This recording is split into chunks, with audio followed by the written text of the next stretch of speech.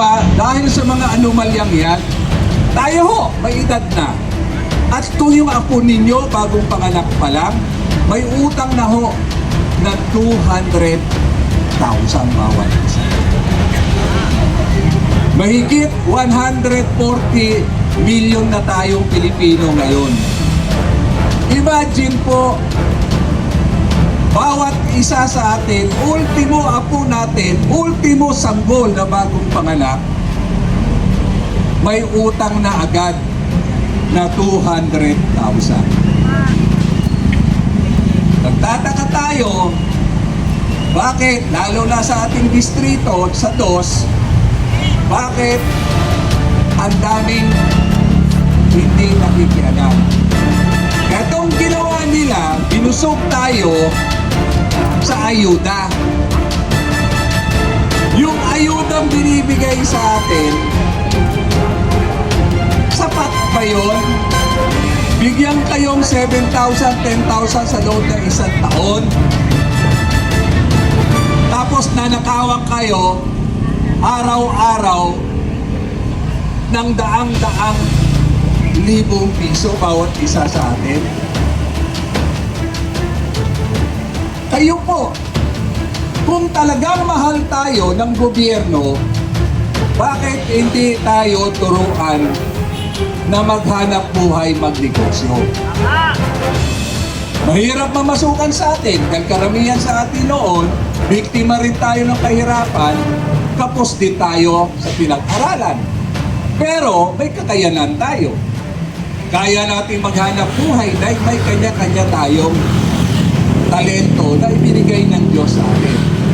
So sana ang gobyerno, ang congressman natin, in-improve nila yung kakayanan natin. Binigyan nga tayo ng mga livelihood program. Gawa ng sabon, gawa ng kung ano-ano. Hindi naman tinuro sa atin kung sino may bibili ka doon sa tinuro nila sa atin. Wala po. Biktima tayo eh.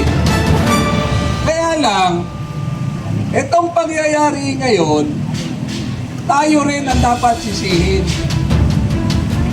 Kasi tayo rin noon, kung sino magbibigay sa atin ng pera, yun ay iboboto natin. Di mo ba? Kung sino kumuha sa aking leader, susweldohan ako 500 a day sa loob ng isang linggo. Kahit hindi ko kilala yan, iboboto ko yan. Oh. Lahat tayo rito naging political leader. Lahat tayo naghangad ng pagbabago, pero ang nangyari, binigyan tayo ng barya. Yung pagbabagong gusto natin, paulit-ulit, tuwing eleksyon na lang, yan ang ginagawa sa atin.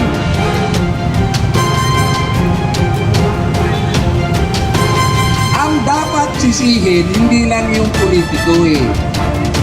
Tayo rin ang gumawa, ang bumoto sa mga politikong yan. Kaya kung ano yung ginawa natin, yan din ang binalik nila sa atin.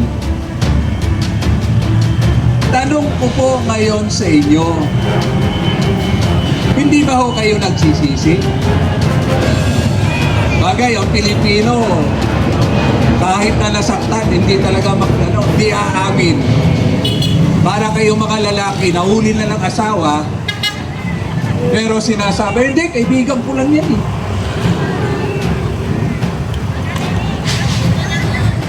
Makakamtam to kung hindi tayo magsasakripisyo. Kami po na nandito ngayon, puro volunteer po kami. Kilala naman nyo siguro ako, lalo na yung mga taga-distrito 2 ng Quezon City.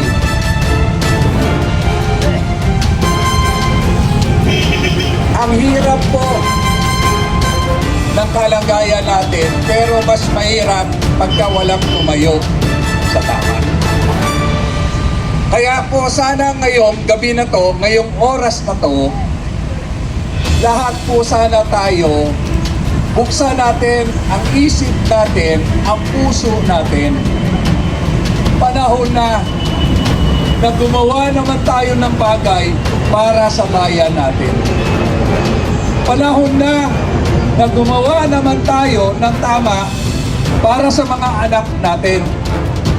Gusto nyo ba mamatay man tayo rito ngayon, lumisan man tayo ngayon, pero ang problema, dala-dala ng mga anak natin? Gusto nyo ba na pahirap tayo, araw-araw na magtatagal at wala tayong ginagawa na itama, labanan ang paglalapastangan at pagwawalang hiya sa atin ng Administrasyong Marcos na to? Bababaon pa tayo ng mababaon. Ako, kung tutusin, wala na akong problema. Yung 3 kong anak, yung bunso ko, abogada. Yung pangalawa ko, doktora. At yung panganay ko, graduate ng visual arts, tumutulong ngayon sa akin. Inaaway ako ng asawa ko. Ano ba mapapala mo dyan? Gumagastos ka dyan, sinusugal mo ang buhay mo, hindi mo ba alam kung ano ang kalaban mo? Mahal mo ba kami? Na baka kami ay madamay? Nasa setting lugar ang pamilya ko dahil nasa isang subdivision.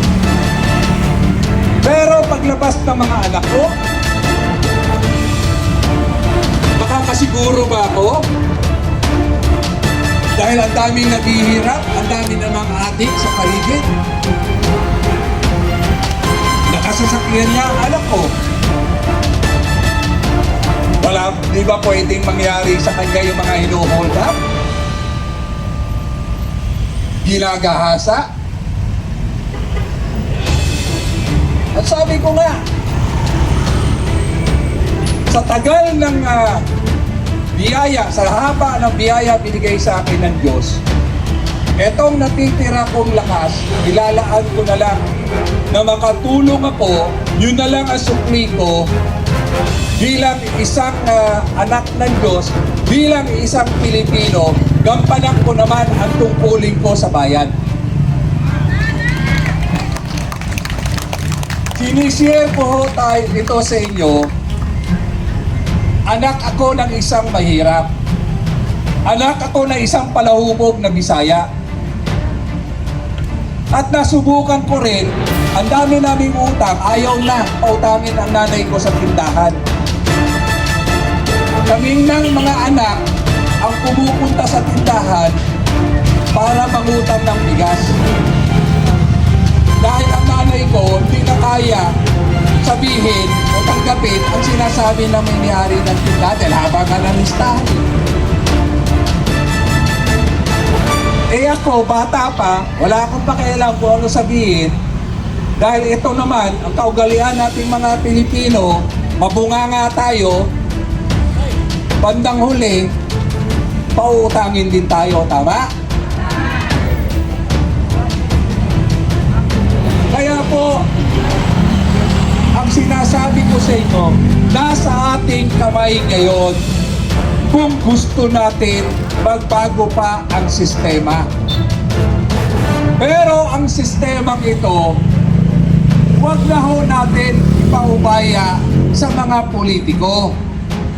Dahil ang mga politikong nakaupo ngayon, wala na hong ibang hangad yan, kundi lamangan na naman tayo.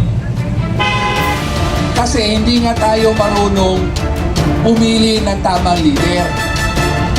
Kung walang ibibigay sa atin, hindi kayo kuning watcher, hindi nyo boboto. Mas gusto nyo iboto yung may pera, pero tingnan nyo naman, yung mga mayayaman nating politiko, mas maraming ninanakaw sa atin. Sana po, ang labang ito, ibigay natin sa mga susunod na henerasyon. Yung mga susunod na henerasyon, anak nyo po yan at apo nyo. Baka magsisiyo tayo kung kailan tayo paralyzed na, saka tayo gustong makipaglaban. Huli na. Ang aking punto po rito, nandito po kami. Nandito po ang 13 nating senador na handang buksan uli ang investigasyon sa flood control at yung investigasyon doon sa mga sinasabi ko. Ngayon po, inahadlangan lahat yan. Alam niyo ba, si Senator Bongo nilabasan na naman ng warrant ng ICC.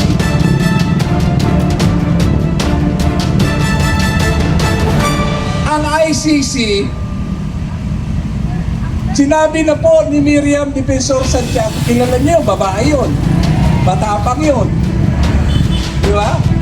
Ang sinabi niya na nga dahil naging judge siya ng ICC, ang ICC, huling resort natin yan. Kahuli-hulihang resort, dapat yan. Pero ano ang ginawa ng adik na Marcos na to? Wala. Alam nyo ho, may mga kapitbahay kayong adik. Bibigyan ko kayo halimbawa, etong mga anti-crime volunteers ko, karamihan dyan, nagugulpi pa ng adik pag nagpapa-implement ng batas. Mga babae yan, pero nag-duty yan sa gabi. Rumoronda yan. Nakikipaghabulan sa mga hall-packer yan, saka sa adik.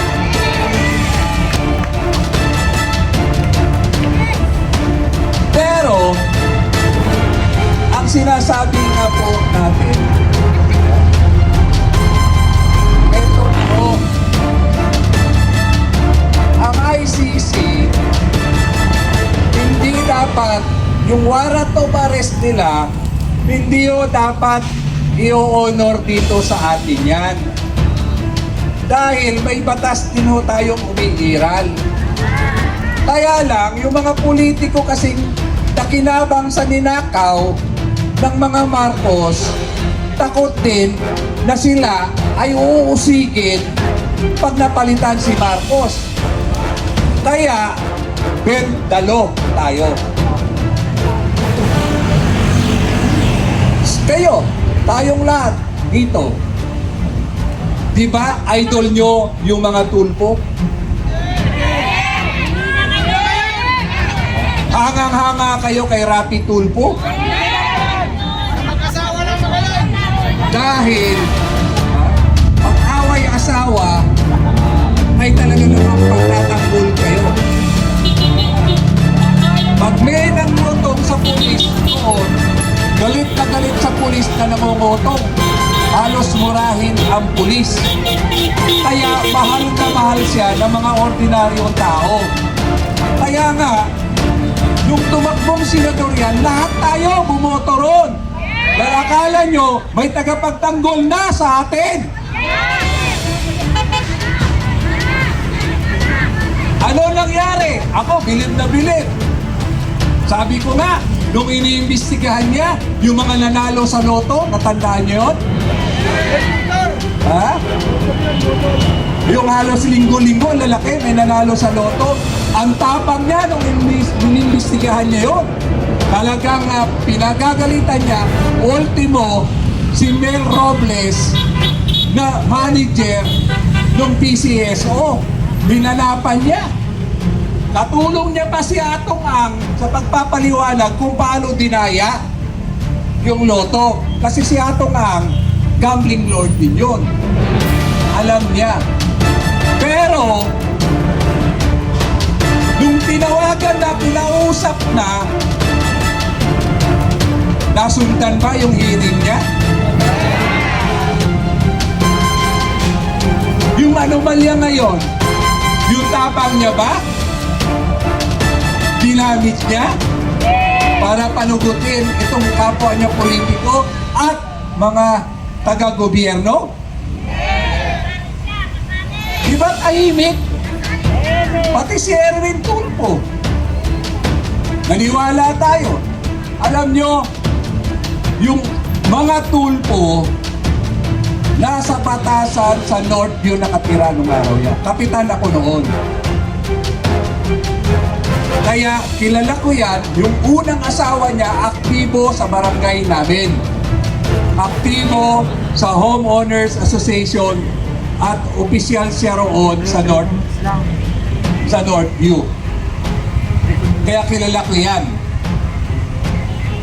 Naniwala ako, matapang din, pero nung nakaupo, Every 3 minutes. tahimik.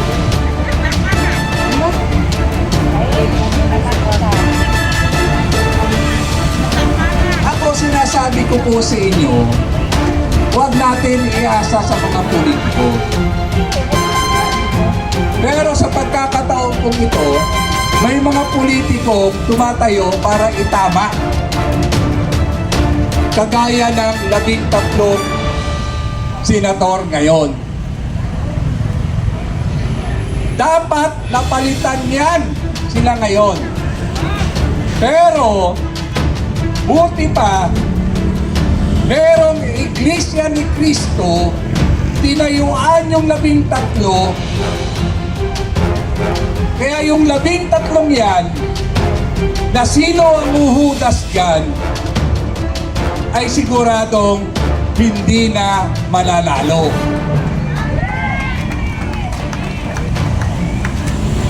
Kaya, masalamat tayo dahil may tumayo sa tama. Pero ngayon, kailangan natin suportahan sila. Dahil patuloy nga ang panggigipit ng gobyernong ito. Tingnan niyo naman si Marcoleta. Pinailan ng kaso. Plunder daw. At si Mike Defensor.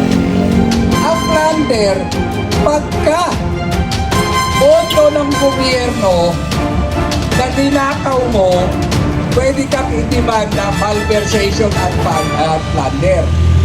Pero, itong kay Marcoleta, yung nag-donate sa kanya ng eleksyon na ayaw masabi, dito siya ngayon sinisilip.